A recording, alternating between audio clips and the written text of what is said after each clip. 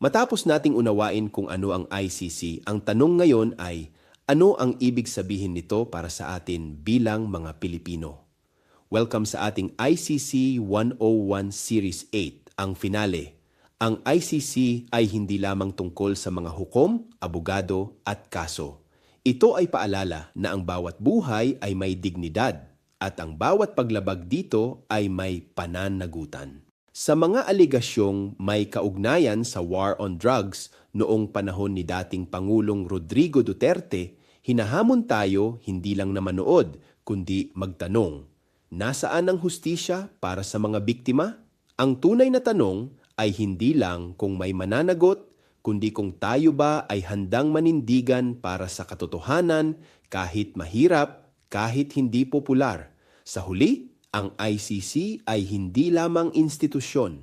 Ito ay salamin ng ating paninindigan bilang bayan.